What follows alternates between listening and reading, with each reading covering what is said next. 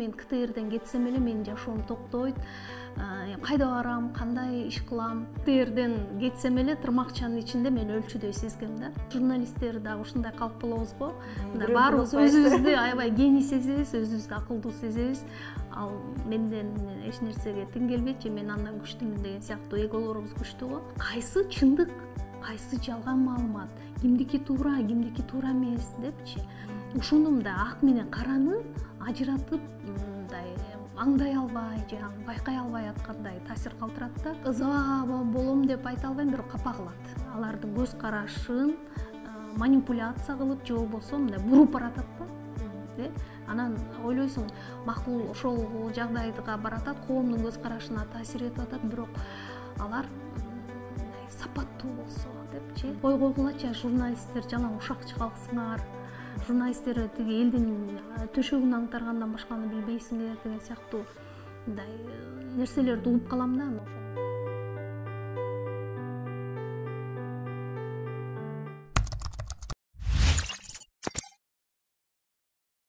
Кутмангүл, сиз Чекит медиа каналын көрүп атасыз. Биз бүгүн атактуу журналист Майраш Базалкунова менен маектешебиз. Майраш айым 27 жылдан бери журналисттик кесипти аркалап келет. Буга чейин Улуттук телерадио бирүү корпорациясында биринчи радиодо эмгектенип келген, андан мурун Эркин Тоо гезитинде эмгектенген, андан соң Марал радиосунда дагы иштеп кеткен болчу. Азыркы тапта өзүнүн жеке YouTube каналын ачып, кызыктуу интервьюлар менен коомчулукка таанымал. Майраш айым, саламатсызбы? Бизге саламат келип бергениңизге чоң рахмат. Биринчи эле суроом мындай болсун, сиз ошо журналисттик кесипти жаңы аркалагандан бери 27 жылдын жүзү болуптур. Андан бери далай жолду басып өттү бул журналистика, кыргыз журналистикасы. Анан кандай өзгөрүүлөрдөн, кандай кемчиликтер бар, кандай артыкчылыктар бар, мүчүлүштөр, ошол боюнча айтып кетсеңиз. Аселя, чоң рахмат чакырганыңызга. Негизи өзүм мындай интервью алганды жакшы көргөнүм менен, бирок интервью бергенди жактырбаган жайым бар эле. Бирок сиз айтканыңыздан кийин жок дей алганым жок, анткени сизди баягы журналистикадагы соңку учурда бир эң жакшы актуалдуулугун жоготпогон сонун жанрда иштеп, анан баягы ошол иштеп гана эмес, мындай коомго жакшы эмгек сиңирип аткан журналист катары билгендигим үчүн анан жок дей алган жокмун да. Анан эми атактуу деп айтып калдыңыз, мен бир аз ыңгайсыз болуп турам. Мен деле эл катары ушул журналистиканын казанында, мына сиз айткандай 20 жылдан ашык убакыт болуп калды, кайнап келе жатам. Бул жылдардын алкагында журналистика болуп көрбөгөндөй өнүктү, өзгөрдү деп айтсам болот. Анткени мен журналистикага жаңы келгенде мен 1 жылдан ашыгыраак кесипте иштеп, анан радиодо иштеп калганмын. Ал учурда биз 7 килограммдык чоң бир репортерду көтөрүп алып, маалымат чогултуп, көчөдө көбүрөөк иштечү элек да. Анан телефон бар эле, ал дагы мындай стационардык телефон эле, ошо менен маалымат топтоп, ушундай эле бир уюлдук телефон да жок болчу. Уюлдук телефон жок, азыркыдай мындай планшет, эмне башка мындай булактар жок да. Ушундай учурда жумушту баштаганбыз. Анан азыр болсо эми журналистика менен блогерство ушунчалык бирин-бири сен менден күчтүүсүң, мен сенден күчтүүмүн деп мындай атаандаштык чөйрөдө келе жатпайбы? Биз ушундай абалда иштегенбиз, анан кыйла өнүктү деп ойлойм. Кыйла эле өнүктү. Анан ошо атап бере аласызбы 3 эң чоң артыкчылыгы, анан эң чоң кемчилик да болсо керек да, тыйындын эки жагы бар да. Мурдагы менен азыркыданбы? Албетте. Мурда биздин багы коомчулук, ошол эле журналисттер өздөрү делечи, мисалы маалыматтык жактан мындай бир ачкачылыкты сезчүбүз да, мындай маалымат алууну булак азырактай болчу, маалыматты издеп жүрчүбүз да. Азыр ал маалыматты мындай багы ушунчалык маалымат көп, даже биз аны сиңире албай калып атабыз да, кээде сиңиргенге дагы жетишпей калып жатабыз да. Анан маалымат алуунун булагы кеңейди. Журналистикада мындай жаңы стандарттар, жаңы жанрлар пайда болуп атат. Анан кээде кечээки ошол биз журналистикада окуп жүргөн билимиң бүгүн таптакыр жарабай калды да. Бүгүн такыр жарабай калды. Сен ошо заманга жараша окуюн, билейин деп атып эле мындай аракет кылбасаң, ошол абалда токтоп кала турган учурда жашап атабыз ыкчам, азыр таптакыр башкача мультимедиа өнүктү, жаңы жанрлар мына сиздер баштап аткан жанрлар булар бүгүнкү күндүн мындай журналистикадагы жаңы трендтер деп койсок болчудайбы. Чакырыктар. Сиз ошо мамлекеттик телеканалда 20 жылдык өмүрүңүздү өткөрүп турсуз да, бирок ошого карабай мисалы эски мурдагы журналистиканын адистери жаңы ыкмаларды өздөштүрүп эле кете бербейт да, бардыгы тең элечи. Анан сиз болсо ошо YouTube каналды ачып, жаңы трендтерге аудиториянын бир кайсы бир суроо талабын жаап, болгондо дагы көп көрүүлөр, 100 миңдеген көрүүлөр болуп калып атат. Ошол сизге мындай комфорттон чыгып, өзүңүздүн комфорттук зонаңыздан чыгып, жаңы форматтарды өздөштүрүп кетүүгө эмне себепкер болду? Мен негизи КТРде иштеп, мындай КТР деген багы биз соңку жылдары негизи кайсы жыл болбосун эле, кайсы бийликтин учуру болбосун эле КТРге мындай көп сын пикирлер айтылып келет да. Бирок ошондой болсо да КТР деген чоң мектептен өттүм. Мен ал жактан көп нерсени үйрөндүм. Бирок бир объективдүү себептер болду. Мен өзүмдүн каалоом менен ошо КТРден кетүүгө туура келген да. Албетте кетип жатканда мен КТРден кетсем эле менин жашоом токтойт. Кайда барам, кандай иш кылам? Бир сөз менен айтканда КТРден кетсем эле тырмакчанын ичинде мен өлчүдөй сезгем да. Бирок андай эмес экен, бир эшик жабылса экинчи эшик ачылат деген бир жакшы сөз бар да. Мен андан кийин Маралга бардым. Маралда бир 2,5 жыл иштедим. Башында 3-4 ай мындай эл сыяктуу кабарчы, баяндамачы болуп жүрдүм. Андан кийин редактор болуп иштеп калдым. Мен ал жактан да абдан көп нерсени үйрөндүм. Анан кийин ал жактан баягы башкы редакторлуктан кетип жаткандан кийин мен кызымды багышым керек, үй бүлөмө көңүл бөлүшүм керек деген сыяктуу нерселер бар да. Анан мен азыр эмне иш кылсам мындан ары деп ойлондум. Анан мага ушундай сунуш түштү. Ал кезде менин кесиптештерим Соло медиа деген мындай азыр алардын катталуучуларынын саны бир 3-4 миллионго жетип калды. Ошол жакта иштеген кыздар мага сунуш кылып калышты. Эже сиз өзүңүздүн жеке бренд үчүн иштебейсизби? Сизди азыр көптөр эл билип калды деген сыяктуу. Анан ойлонуп, мен эми YouTube'да мен деле анда чындыгын айтканда жакшы түшүнүгүм деле жок болчу. Макул деп анан YouTube'да саясий маектерди ачып көрсөм деп ойлоп, анан ошол саясий интервьюларды баштадым. Анан ойлонуп көрүп эми ошол учурда албетте башка телеканалдарга чакыруулар түштү. Мен өзүм телевизионщикмин деп эсептебейм. Зарылчылыктан улам YouTube'да чыгып баштадым да. Анан ал жака барып дагы иштөөнү туура көргөнүм жок. Эми мен өз алдымча иштеп көрөйүнчү, мен чынында бир нерсе кыла аламбы, кыла албаймбы деп өзүмдүн жекелигимди дагы мындай эгомду байкайынчы деп чечтим да. Анан ошентип YouTube'га келдим. Бир чети бул мындай адамга кайсыл курак болбосун өзүнүн жеке комфортунан чыгыш керек экен да. Мен мисалы КТРде бир 20 жылга чукул ошол бир жеке мага ыңгайлуу комфортто жашап иштегенге көнүп алган экенмин.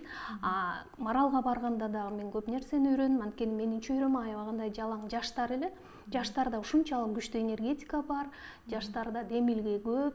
Анан мен алардан көп нерсени үйрөндүм. Ошол Маралга барганда мен баягы долбоорлордун үстүндө иштегенди, долбоор жазганды үйрөндүм. Мисалы Интерньюз, Сорос Кыргызстан сыяктуу бир нече долбоорлордун проектлерин ошол Маралга тарттык. Аларды үзүрлүү биз ишке ашырдык. Андан кийин анан өз күчүмдү баягы YouTube'да сынадым. Бир чет бул менин баягы журналистикада мындай хоббим да. Мен мага мындай кандай айтсам, бир нерсе жазбай кое албайсың, сүйлөбөй кое албайсың, оюңду айтпай кое албайсың. Ошон үчүн чыгарыш керек да, бир нерседен бугуңду чыгарышың керек деген сыяктуу. Анан мен ошол YouTube аркылуу мындай өзүмдүн кандайдыр бир оюмду айтып, коомго мындай бир кандайдыр бир мисалы 100 киши эмес 10 киши көрүп, 10 киши дагы ошол айткан нерседен таасир алса, бул менин жеңишим деп эсептеп, анан каналда иштеп калдым. Андан кийин эми бул каналды эле ушул бир каналды карап отургандагы мага аздык кылат болуш керек деп, анан кийин мындай өз алдынча чакан бир продакшн түздүм. Азыр ошол продакшнды кеңейтип, башка мындай багытта көп багытта долбоорлор менен иштеп атабыз, роликтерди жасайбыз, фильмдерди тартабыз, документалдык сценарий жазабыз деген сыяктуу. Албетте мен жалгыз эмес, менин абдан жакшы, күчтүү жакшы команда менен да. Негизи сиздин ошо мурунку кесиптештериңиздин арасынан ошол көп жылдан бери иштеп жүрүп, анан ошол комфорттук зонадан чыга албай аткандар да бар болсо керек да. Кызматкерлер аябай көп да, ошолорго кандай кеңеш берет элеңиз? Мисалы үчүн канча жашта болсо дагы коркпош керек деп айтып калбадыңызбы, үйрөнгөндө жаңы нерсени үйрөнгөндө? Эми мен кеңеш деп деле айтпас элем, анткени азыркы учурда мындай азыр заман ушундай болбоду, бирөөдөн бирөө кеңешти уккусу келбейт, анткени анын үстүнө журналисттер дагы ушундай калп болобуз го. Баарыбыз өзүбүздү аябай гений сезебиз, өзүбүздү акылдуу сезебиз. Ал менден эч нерсеге тең келбейт же мен андан күчтүүмүн деген сыяктуу эголорубуз күчтүү го. Анан эми сунуш болгондо эгер кырдаал, эгер ошого сени түртүп турса кетүүгө, же болбосо сен ошол тегирменде сен өзүңдү ушунчалык жаман сезсең, сага жумушка баруу мындай майрам болбосо, сен чарчасаң, мүмкүн сен анда сен өзүңдү башка жактан издеп көрөсүң деп. Же өсө турган бир деңгээл калбай калса, өсө турган чек калбай кала турган болсо. Ал жагындагы горизонталдык, вертикалдык бир өсүүгө жол жок болсо, анда коркпош керек, бир жакка чыккандан. Эгерде сиз кайра эле ошол мамлекеттик телеканалга жол ачылса, кайра кайтат белеңиз же мен түшүнүм боюнча кайтпайт болчусуз? Мен андай чакырууда болот деп ишенбейм. Азыр андай оюм дагы жок да. Анткени мен азыркы жумушумда көп алдыда пландарым бар. Анан ошону жасашым керек деген оюм бар. Эми мен КТРдеги барып иштей турган курактан дагы өтүп кеттим го. Анткени КТРде азыр көбүрөөк жаштар, жаңы жүздөр болсо жакшыраак го деп ойлойм. Мен КТРден бере турганымды бердим го, эми КТРге барып мен жаңы нерсе киргизе албайм деп ойлойм. Сиз эң көп убакыт короткон кайсы персоналарга көбүрөөк убакыт коротконсуз? Ошо маалыматты издеп кайсы персоналарга көбүрөөк даярдангансыз? Анан канча убакыт кеткен? Бул мындай жумуш ар кандай болот да. Мен 3 күндөп, 4 күндөп деп айтпайм. Негизи кээде болот 1 күн калганда даярданасың. Кээде болот эгерде кечинде интервью тарта турган болсоң, эртең менен баштап даярданышың керек болгон учур болот. Бирок мен интервьюга бир да жолу мен даярдыксыз чыкпайм да. Анткени бардыгын карап чыкканга, буга чейин эми журналистикада багы атайын бир эрежелер бар го, ошонун бардыгын аткарганга аракет кылам, мурунку интервьюларды карайм, жаңы эмнени ача алам, жаңы эмнени айттыра алам депчи. Инсайдердик маалыматтарды угам, алар менен таанышып чыгам деген сыяктуу ушундай убакытты коротом да. Анан мындай так деле айта албайм. Кээде көп убакытты кимге коротконум деле эсимде жок. Убакыт эмес, тескерисинче баягы сүйлөшүүлөргө убакыт көбүрөөк кетип калган учурлар болот. Кээде бир кызыктуу персонадан интервью алыш керек, бирок ал макул деп коет. Бирок бүгүн эмес, эртең деп эртеңкиге сүйлөшүп алып кээде дагы жылдыра турсак кандай болот, бир кырдаалы жолу чыкпай атат деген учурлар болот да. Күтүп калабыз. Күтүп калабыз да. Аселя, сиз мага канча убакыт короттуңуз? Мен сурайынчы анда дароо эле. Мен деген чын ачыгын айтканда, сиз менен баягы билим айтыштан жолугуп калбадыкпы, филармониядан. Ошондо эле Googleга кирдим. Дароо эле менде ушундай бир өнөкөт болуп калыптыр да. Дароо эле бир маалыматты же бир адам тууралуу болобу же бир терминология болобу, ошол моментте мен текшеришим керек да, ысыгында дегендейчи. Ошондо эле карап баштагам негизи. Анан бирок даярдык көргөндө чындап бүгүн эртең менен туруп даярдандым, себеби андан мурунку күндөрүм өзүм баягы жеке жашоом, той аштар, анан башка жумуштарым болуп атып, бирок сиз тууралуу маалымат чындап эле ачык булактарда аз экен. Башка адамдарды ачып бергениңиз менен өзүңүздү көп ачып бербейт экенсиз. Ошол нерсени байкадым. Анан дагы бир нерсе сурагым келип атат. Ошо кесиптик этика жөнүндө суроо бергим келип атат. Буга чейинки маегиңизде айткан экенсиз да, биз баягы YouTube'дагы аудитория көбүнчө мындай жеңил желпий, көңүл ачуучу маанайдагы ушундай контентке суусап турат. Ал эми мындай олуттуу бир контент жасасаң, ал нерсени көп көрө беришпейт депчи. канткенде биз журналисттик этиканы сактап ошол эле учурда сиңимдүү контент жасай алабыз? Кандай кылыш керек? Негизи билбейм, азыр же тенденция ушундай болуп жатабы, чындыгында эле YouTube'да ошондой да. Анан мен мындай атайын бир иликтөөлөргө таянып айткан эмесмин, ал оюмду. Бул менин жеке мындай байкоом да, YouTube'да ушундай мындай жеңил желпи, мындай хайп жараткан, азыркы тили менен айтканда ушундай контенттер оңоюраак көрүлөт. Анан мындай коомду бир аң сезимин ойгото турган, коомду бир жаңы башка жака бура турган көз карашын ушундай контентти кээде аракет кылып жасасаң дагы ал 100 көрөрман болгондо ушунчалык ичиң ачышат да, ачышат. Анткени кээде ага канчалык эмгек жасайсың, коротосуң. Бул менин гана эмес, көп журналисттерди деле ушул жагдай ойлонсо керек. Анан ай деп мындай кээде көңүл кайт болуп кетишет болуш керек деп ойлойм да. Анан бул жагдайда кантип, мисалы азыр биз журналисттердин деңгээлин жогорулатышыбыз керек, аларды окутушубуз керек деп атабыз, медиа сабаттуулук деген түшүнүк пайда болду.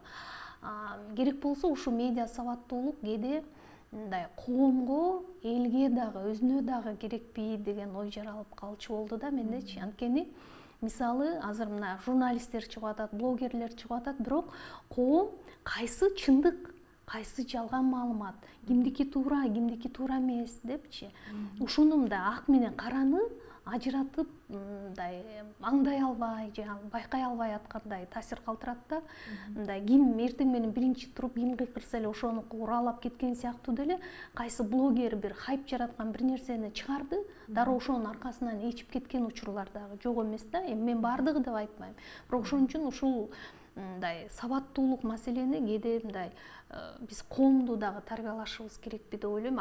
Коомду кантип тарбиялашыбыз керек? Ошол журналисттер сапаттуу контентти жаратса, анан дайым эле ушундай боло бербесе керек. Азыр мисалы эволюция. Бул туура ушул мындай сиз айткандай эволюциялык жол менен биз ошого келебиз го деп ойлойм. Бирок ошол жол мындай ыкчам, тез болсо аябай жакшы болот эле да. Негизи эл арасында мындай стереотип бар да, журналисттер ушакчы болот, журналисттер саткын болот, ким акча берсе эле ошонун сөзүн ырдай берет деген ушундай журналисттер жөнүндө терс пикирлер бар да.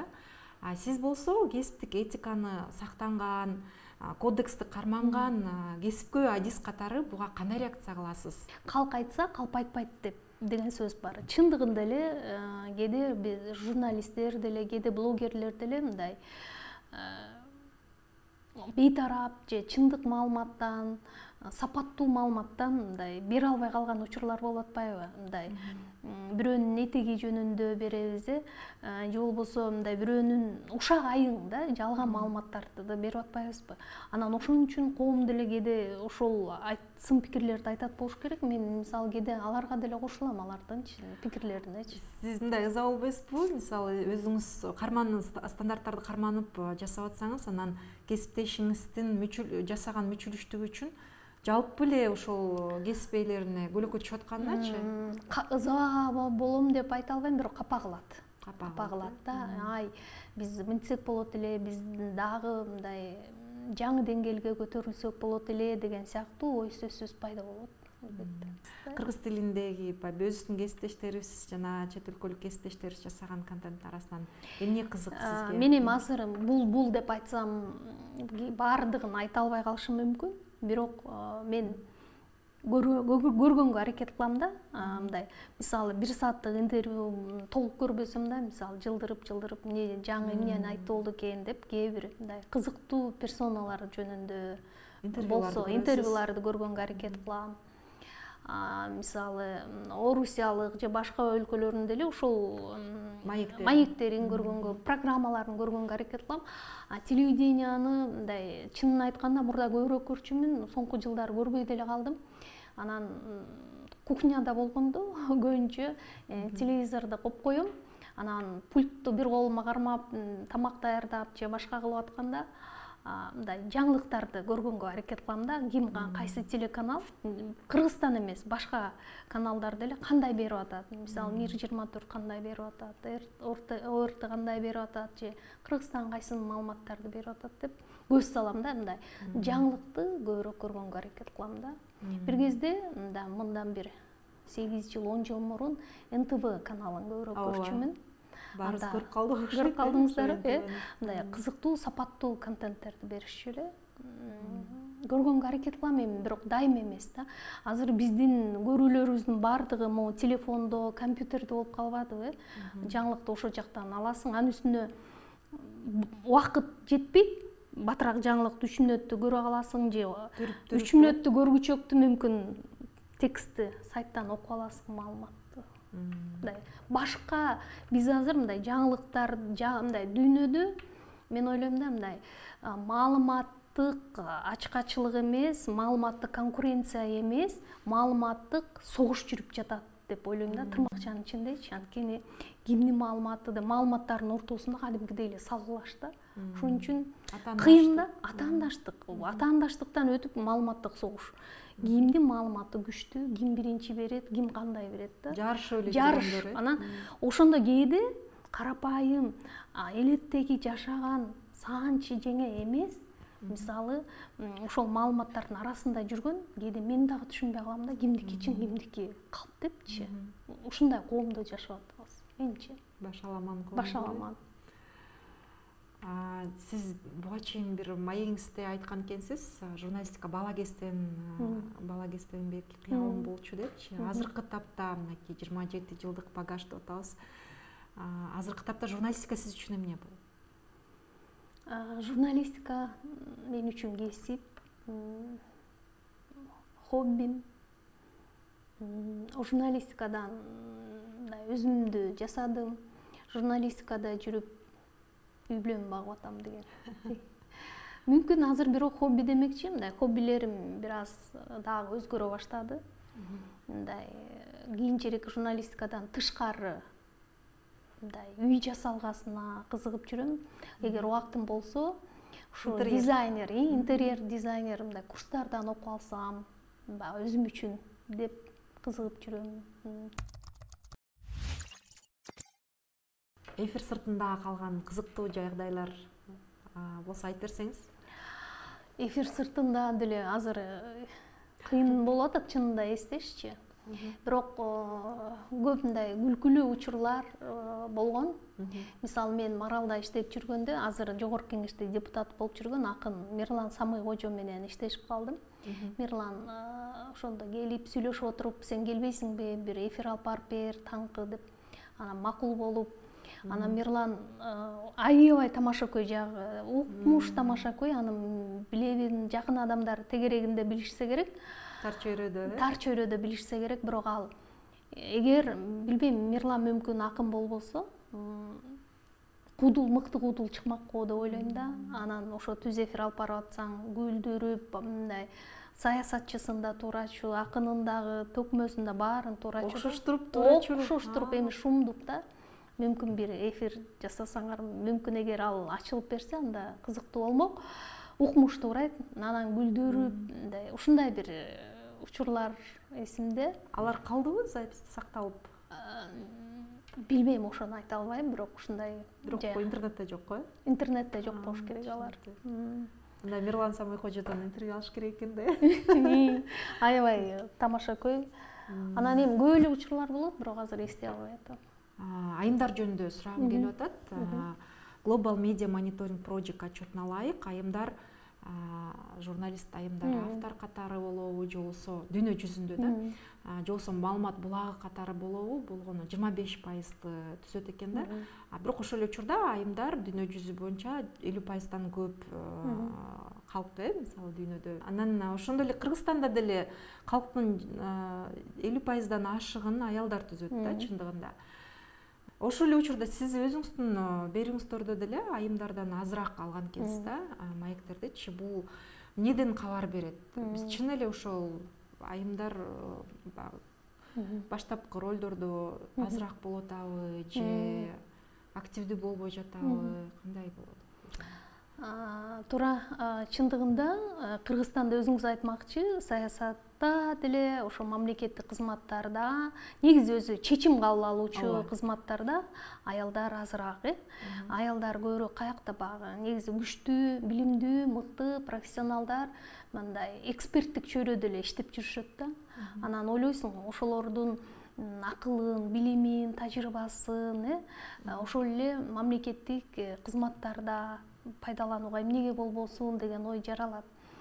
Ал эми журналистикада болсо, чындыгында менде мындай изилдөө деле жок. Ошо журналист айымдардын мындай орду ролу кандай депчи, бирок журналистикада айымдар менен жигиттердин мындай бирдей эле го дейм да, катышычы, тең эле. Кыргызстанда бирдей эле го деп ойлойм.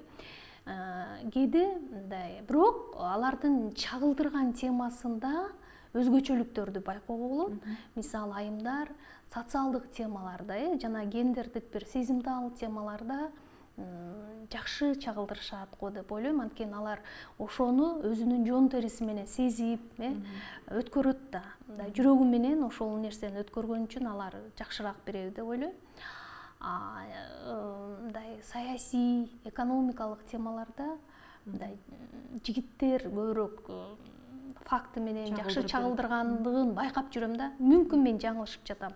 Бага мен окуган же мен уккан, көргөн маалыматтардан улам ушундай ой, менин пикирим да, албетте менин пикирим, бул таңылабайм. Ушундай жагдай. Анан сурап калдыңыз, эмнеге азыраак деп. Туура багындыргансыз.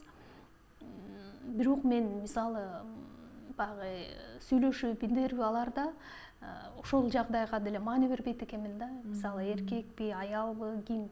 Анан мага мындай кызыктуу личность болсо, ал канчалык коомго, элге көрүмдүү болот.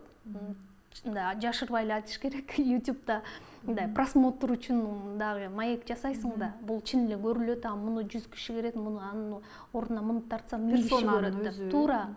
Анан ошон үчүн кээде бул аялдардын азыраак болуп калып жаткандыгы ошондой болуш керек.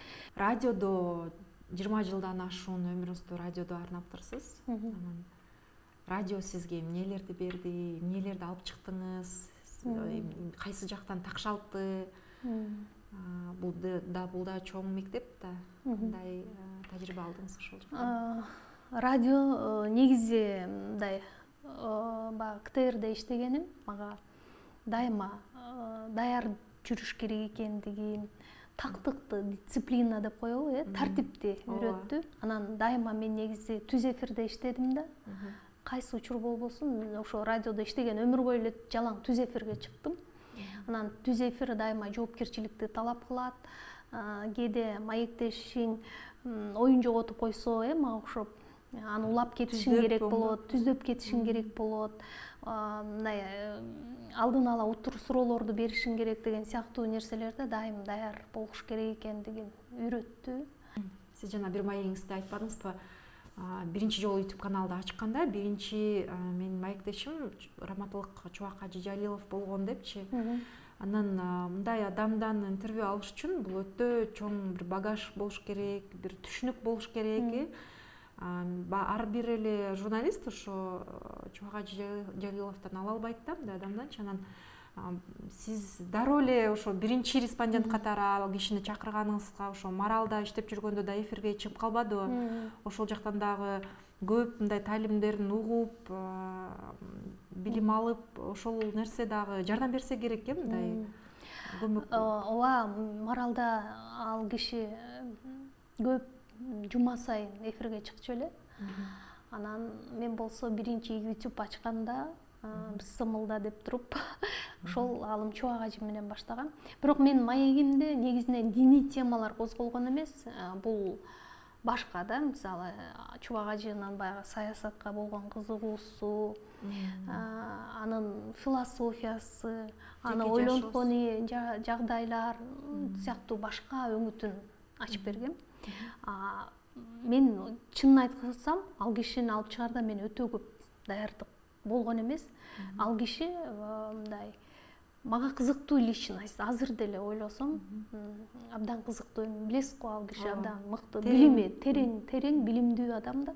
Ошон үчүн кызыктуу эл ишин айткан катары мага эми баягы Маралда иштеп жүргөн үчүн анын илимий жанагы таалим сабактары ал бир жактан аны күнүгө эл угат, а мен экинчи эл билбеген жагын ачып берейин деген ошол жагын ачканга аракет кылгам да. Жана сиз айтып калбадыңызбы, журналисттер менен блогерлер мындай жарышып аткандай, мен күчтүүмүн деп аткандай, анан ошол учурда жалпы элге медиа сабаттуулук деңгээли төмөн болуп аткандай да, маалыматты ылгай билүү маселеси болуп атат. Анан мындай оройраак болуп калат го, кимиси күчтүүрөөк дегенгечи, бирок негизи коомчулукка таасири, оң таасир дейинчи, оң таасири көбүрөөк кимдер алып келип атат ошондо? Айселем, ушул жөнүндө өзүңдүн дагы оюңду билгим келет да, бирок менин оюмду сурап калдың азыр. Негизи мындай журналистика социалдык институт катары өлбөйт деп ойлойм. Бирок блогерлик болбой эле мындай журналистикадан алдыга озуп баратат да. Мен өткөндө Кыргызстанда бул жагдай кандай экенин айта албайм. Мен орусиялык бир аналитикалык маалыматты окудум. Ошондо жазып атат, Орусияда жарнамалык материалдардын 80%-на ашык каражат бул блогерлерге кетет экен да. Кыргызстанда дагы мен дагы бир журналист менен сүйлөшсөм айтып атат, шайлоолордун учурунда, мисалы жогорку кеңешке, жергиликтүү кеңешке болгон шайлоолордо дагы, мисалы мамлекеттик каналдарга каражат өтө аз түшөт экен. Каражат каякта? Ошол эле социалдык түйүндө блогерлерге көбүрөөк төлөнөт экен. Демек, ушундан эле бир жыйынтык блогерлер болбой эле мындай алдыга озуп баратат. Коомдун мындай көпчүлүк канча пайыз деп айтыш кыйын, бир бөлүгүн десем мүмкүн жаңылам, же 3төн 1 бөлүгүнбү, мындай алардын көз карашын манипуляция кылып, же болбосо мындай буруп баратат да. Анан ойлойсуң, макул ошол жагдайга баратат, коомдун көз карашына таасир этип атат, бирок алар сапаттуу болсо депчи, ошол эле блогерлер сапаттуу болсо, адекваттуу маалыматтарды беришсе деген ой кичине тыз этип жаралат. Бирок негизи журналистикадан анан блогинг өткөн жакшыраак болсо керек, жөн эле туруп анан блогер болуп кеткенге караганда, баары бир артында бир журналисттик. Анткени сенде мындай деген түшүнүк бар, сенде уят бар, сенде тажрыйба бар дегендейчи. Өзүңдүн ыйманың үчүн иштейсиң да. Бирөө эле сөзсүз ага каражат төлөп берсе эле ошол эле кандай айтсам, ошонун ырын ырдап калбайсың да. Стандарттарды карманганга да аракет кыласың кээ бир учурларда. Айта аласың да, жок мен могу кандай болот депчи, мисалы билбейм. Кээде өзүңдүн ыйманыңа камчы чаап, азыр айрым блогерлерчи, кээде анан ойлойсуң, ошол блогерлер ушул стандарт билген, түшүнгөн журналисттердин кадырына доо кетирип атпайбы депчи. Кээде мисалы мен мындай элет жерине барганда, мисалы той топурда, ой койгулачы, журналисттер жалаң ушакчы калксыңар, журналисттер тиги элдин төшөгүн аңтаргандан башканы билбейсиңер деген сыяктуу мындай нерселерди угуп калам да, ошондо ай аттиң деп каласың. Бул медиа сабаттуулук, бул сөзсүз эле журналисттерге эмес, бул сөзсүз блогерлерге дагы керек болуп атат.